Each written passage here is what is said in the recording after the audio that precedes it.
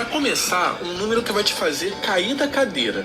Só em 2010, a AVEC declarou ter recebido quase 98 milhões de reais em doações. O número já é impressionante por si só, mas fica ainda mais quando a gente faz a correção monetária. Hoje, isso seria o equivalente a 215 milhões de reais. Nós precisamos da sua ajuda, nós precisamos da sua colaboração. Torne-se um parceiro ministerial. Ou enviar também agora a sua oferta pelo Pix. Nossa chave Pix é o e-mail avec@vitoriaemcristo.org. Esse que você ouviu agora, quase implorando por doações, é o Silas Filho. Olá, sejam todos muito bem-vindos ao canal Palhaço Cristão. Esse áudio que você viu é de um podcast maravilhoso do canal ICL. Eu vou colocar o link aqui para você ouvir esse podcast. Já tem aí 2 temporadas, né? A primeira temporada com 2 capítulos, aonde ele fez uma investigação maravilhosa sobre as contas do Silas Malafaia. E aqui nesse trecho que você ouve, ele fala aí que a Receita Federal diz que o Silas Malafaia em apenas um ano arrecadou quase 100 milhões na conta da instituição religiosa. O braço direito religioso que tem imunidade tributária no país. Enfim, quase 100 milhões. E ele também fala no podcast que a Receita pediu para que o Silas pudesse falar de onde vinha esse dinheiro, mostrar os recibos. E o que foi percebido é que a maioria desse dinheiro são doações grandes de 100 mil, 200 mil.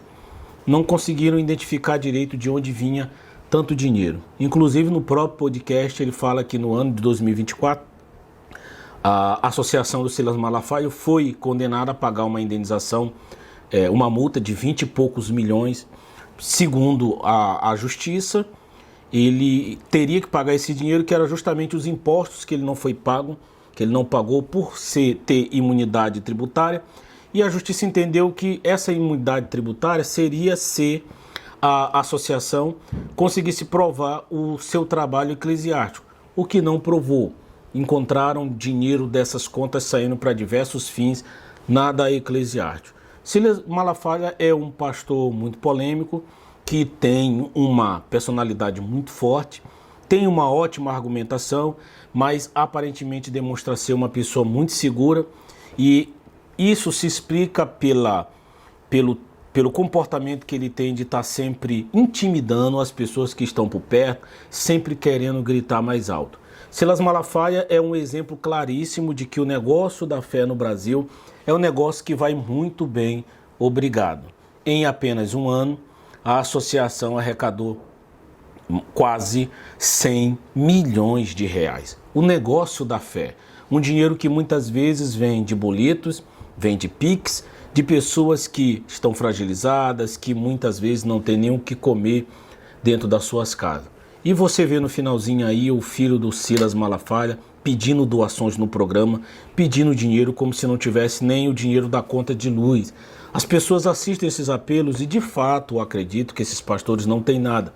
Mas elas foram tão domesticadas, tão condicionadas, que não percebem, não conseguem ver que esses líderes têm jatinho, que esses líderes usam Rolex de 100 mil e 200 mil reais, usam sapatos caríssimos, roupas de grifes. E a pergunta é, se não tem dinheiro, de onde vem tanto luxo? É muito importante você, minha amiga, entender que você não precisa estar nesses lugares cultuando a sua fé, com dízimos, ofertas, campanhas. No próprio podcast tem um áudio onde o Silas Malafaia chama as pessoas que moram de aluguel para fazer um propósito de dar 30% da sua renda, na promessa de que Deus iria dar uma casa para essas pessoas. Enfim, Deus não está dando dinheiro nem para o Silas Malafaia, e é por isso que ele pede com muita sede, porque daria para você, fiel. Se o Silas Malafaia precisa de você para pagar as contas deles, por que você acha que Deus vai dar para você? Se Deus vai dar para você, que é um pequenino dentro dessa igreja, por que não dá para o líder? Por que o líder precisa de você? São esses pensamentos socráticos que você precisa aprender a desenvolver na sua mente. Quando a igreja precisa de dinheiro, ela faz campanhas de arrecadação. Quando é o fiel que precisa de dinheiro, o pastor simplesmente ora, dizendo que Deus vai prover. Mas se Deus não prover para a igreja e a igreja precisa do membro, porque vai prover para você. É muito importante que você abra o seu entendimento. Eu sei o quanto é difícil você reconhecer que foi enganado, que foi vítima de engano. Reconhecer isso pode significar que você foi feito de palhaço. Mas não carregue esses rótulos pejorativos. Você foi uma vítima e ponto final. Por isso, se você quiser entender mais, eu gostaria muito de oferecer as minhas literaturas. Nós temos livros maravilhosos como Mentes Programadas, temos o livro Gatilhos Mentais, Dízimo, Traumas Religiosos e recentemente lançamos um e-book com mais de 50 páginas chamado Quem é Você? Como a religião rouba a identidade. Esse e-book é bacana porque ele tem diversos exercícios como o pensamento socrático, ele tem os exercícios de pensamentos automáticos, ele tem o exercício de você resgatar a sua identidade antiga, ele tem o exercício de você projetar qual é o tipo de caminho que você quer seguir. Então você vai pegar uma caneta, se você puder imprimir o e-book ou pegar um papel, você vai fazer esses exercícios que irão te auxiliar nesse processo, que eu sei que é muito doloroso. Eu fui vítima do sistema religioso, eu conheci a igreja evangélica muito jovem, muito cedo, eu tive todo o meu comportamento moldado, passei a acreditar em crenças que não eram minhas, deixei de ser quem eu era para ser o que a instituição dizia que eu deveria ser, passei a odiar comportamentos que eram inatos da minha natureza, porque a igreja dizia que era errado, que era pecado. Eu deixei os meus sonhos de lado para seguir sonhos que não eram meus. Passei a votar em políticos porque a igreja dizia que eram os políticos certos, mesmo eu questionando determinadas atitudes, determinados conceitos. Enfim, roubaram a minha identidade. Mas eu acordei e hoje vivo num processo de construção que certamente vai durar toda a minha vida. É um processo evolutivo, maravilhoso, satisfatório, doloroso. É um processo que requer muita aprendizagem, que requer muita abertura, mas sem dúvida nenhuma é o caminho que sobrou para mim. Quero compartilhar com você minhas dores nas minhas literaturas, meus aprendizados, para que você evite tanto sofrimento. Você não precisa passar por tudo que eu passei para que você aprenda o que eu aprendi. Você pode evitar muita dor, muitas dores, observando as minhas palavras. Então, se você quer adquirir algum material nosso, primeiro link aqui no comentário fixado, está disponível nossos e-books, nossos livros digitais, nossos livros impressos. De coração, espero muito estar contribuindo para o seu crescimento. Beijo do palhaço. Quem é que toca no ungido do Senhor e fica impune? Ungido do Senhor é problema do Senhor. Ungido do Senhor não é problema teu. E o Malafaia continua. Não é problema seu, mesmo que seu pastor seja ladrão. Teu pastor é ladrão? Teu pastor é pilantra? Você não está gostando? Sai de lá e vai para outra igreja. Não se mete nisso não, que não é da tua conta não. Na escola de teologia de Silas Malafaia, fiel que questiona práticas de corrupção dentro da igreja é fulminado por Deus. Simples assim. Não toque ungido de Deus. Rapaz, aprenda isso. Eu já vi gente morrer por causa disso, irmão. Irmão, já vi gente morrer. Eu estou falando aqui. Eu já vi gente morrer. E não bastou falar que já viu gente morrer. Como sutileza não é a especialidade da casa, o Malafaia resolveu ser ainda mais direto para terminar essa pregação. Meu irmão, não toma atitude contra a pastor. Não entra nessa furada, não vai. Se ele vir contra mim, ele vai perecer. Se ele vir contra mim, Deus vai tirar a vida dele. Esse áudio que você viu é de um podcast maravilhoso do canal ICL. Eu vou colocar o link aqui para você ouvir esse podcast. Já tem aí 2 temporadas, né? A primeira temporada com 2 capítulos, aonde ele fez uma investigação maravilhosa sobre as contas do Silas Malafaia. Olá, sejam todos muito bem-vindos ao canal Palhaço Cristão. Espero de coração que você esteja muito bem. No ano de 1500, os portugueses chegaram aqui na nossa costa, em Salvador, em Porto Seguro. 13 navios. E desde então a religião cristã foi exportada para o nosso país. Nós temos aí um repertório de 500 anos de igreja cristã, que começa com o catolicismo, depois passa para a questão protestante, e a religião protestante ela tem um favorecimento muito importante, muito interessante da gente mencionar: a fragmentação. Nós temos igrejas de todos os tipos, de todos os tamanhos, de todos os gostos e de todas as correntes teológicas. Isso favorece, sem dúvida nenhuma, um alcance maior, porque aqueles que não se identificam em uma determinada corrente teológica certamente estarão em outra. E vivendo num país desse, com 89% da população cristã, isso significa que uma criança que nasce no Brasil tem 89% de chances de também se tornar um cristão. Isso vai muito mais além do que uma mera escolha de acreditar que essa religião de fato é a verdadeira. Você já cresce com estímulos reforçadores que serão o seu repertório, e esse repertório vai servir de bússola para que você possa guiar a sua trajetória. A gente fala muito bem sobre isso no livro Mentes Programadas, como a religião molda nossos pensamentos e comportamentos. Temos aqui outros títulos também, como Traumas Religiosos, Dízimo, o Maior Assalto da História, e temos um livro maravilhoso chamado Gatilhos Mentais. Recentemente lançamos aqui na plataforma um e-book digital que custa apenas R$12. Exatamente, você pode pagar até de 2 vezes no cartão, se você quiser, ou no Pix. Um e-book de R$12 com mais de 50 páginas sobre quem é você, como que a religião rouba a nossa identidade. Esse e-book é muito importante para pessoas que ficaram muito tempo dentro da religião, agora saíram, estão perdidas, estão sem entender de fato quem ela é. Quem é você? Quem era você antes da religião? Quem é você na religião? E quem você quer ser pós-religião? Esse e-book é muito maravilhoso porque ele explica como esse contexto acontece para que a religião roube a sua identidade.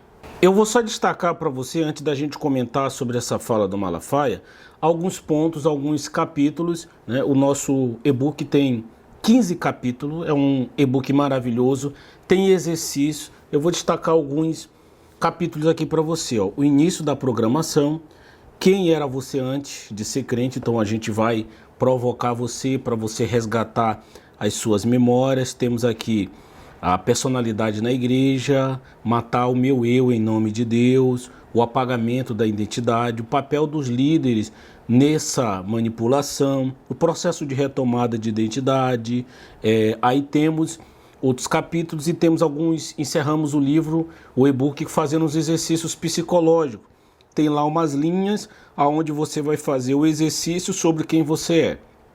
Iremos provocar você para que você escreva, resgate essas memórias. Temos outro exercício, registro de pensamentos automáticos. É um exercício que busca uma psicoeducação e principalmente um processo de cura. Temos aqui o exercício para definir quem você deseja ser a partir de hoje. Então, vamos resgatar essas memórias. É um e-book muito bom, muito didático. Tem lá diversas partes onde você vai escrever exatamente, você vai fazer os exercícios que tem lá.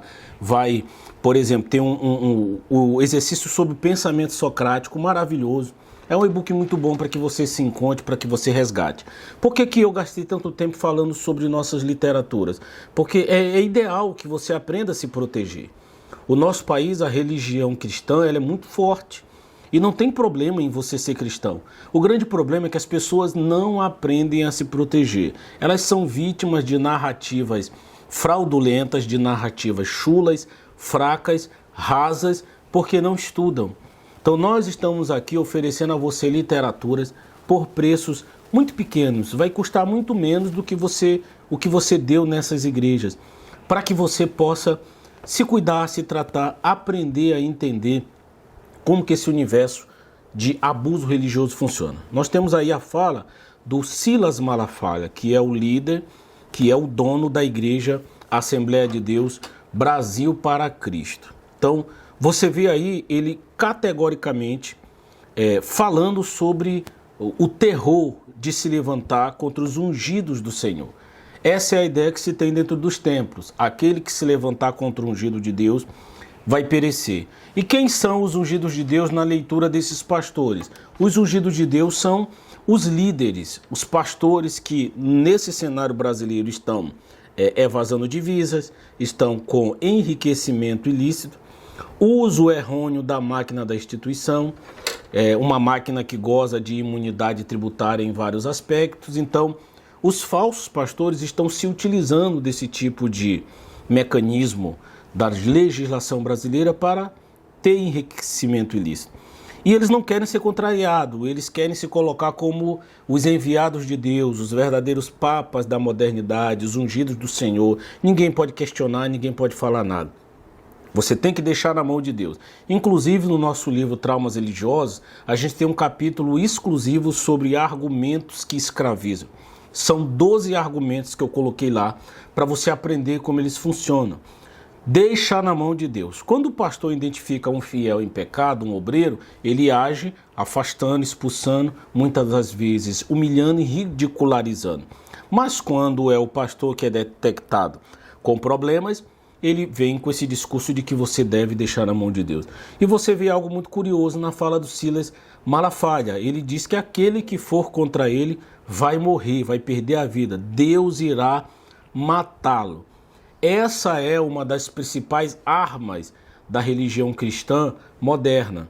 O medo. Eles usam o medo, o terror, para garantir que as pessoas sejam submissas. Esses falsos pastores não querem ser questionados em nada. É uma relação aonde o fiel vai perdendo a sua autonomia, vai perdendo a sua capacidade crítica e aos poucos, sem ele perceber, vai tendo a sua identidade roubada e passa a ser subjugado dentro desses sistemas. São milhares de pessoas que já se decepcionaram, estão saindo desses lugares e estão com a vida completamente destruídas. É muito importante que você que está me assistindo repudie esse tipo de comportamento. Não abra mão da sua autonomia. E entenda de que uma vez por todas, pastores que agem dessa forma, ameaçando, querendo dizer que as pessoas irão morrer e até mesmo se gloriando de pessoas que morreram, pessoas que criticaram e que sofreram tragédias, acidentes, muitas vezes eles se gloriam. Você vê o próprio Silas Malafaia, embora não falar o exemplo, nomear a pessoa, ele disse que já viu gente morrer. Claro que qualquer pessoa vai morrer, a gente vai morrer. Eu sou um resistente, eu luto contra o trauma religioso, eu luto contra o abuso religioso. Eu perdi o direito de viver, de adoecer. Se daqui a 20 anos, 30 anos eu falecer, se eu morrer de velhice, com falência múltipla dos órgãos, com 110 anos, 190, 110 anos, 105 anos, 100 anos, ainda assim irão dizer que foi Deus que me matou por conta dos vídeos que eu faço na internet. Se eu morrer antes, mais jovem, essa narrativa se fortalece muito mais. Infelizmente, muitos ainda estão com medo de sair desses lugares porque acham que irão sofrer retaliações divinas. E muitos daqueles que já saíram ainda carregam esse medo. Quando dá alguma coisa errada, o cérebro já vem trazendo a narrativa de que foi porque não estão dando mais os dízimos, foi porque não estão indo mais na igreja. Por isso é muito importante você acompanhar o nosso trabalho aqui, adquirir as nossas literaturas, porque são leituras maravilhosas que irão te ajudar. Algumas pessoas me criticam porque eu critico os falsos pastores e vendo o livro. O nosso trabalho aqui é muito diferente. A gente não pede dízimo, não faz campanha, nem fica prometendo nada para as pessoas. Agora, uma coisa eu te prometo. Se você ler nossas literaturas, você vai aprender muito sobre esse cenário de abuso. E principalmente, são literaturas que você compra apenas uma vez. Eu espero de coração estar contribuindo para a sua evolução. Se você deseja nos contactar, nossos contatos estão aqui na descrição. Se você deseja o e-book ou algum livro, você pode adquirir a versão impressa ou digital no link que está aqui fixado no nosso comentário. Beijo do palhaço.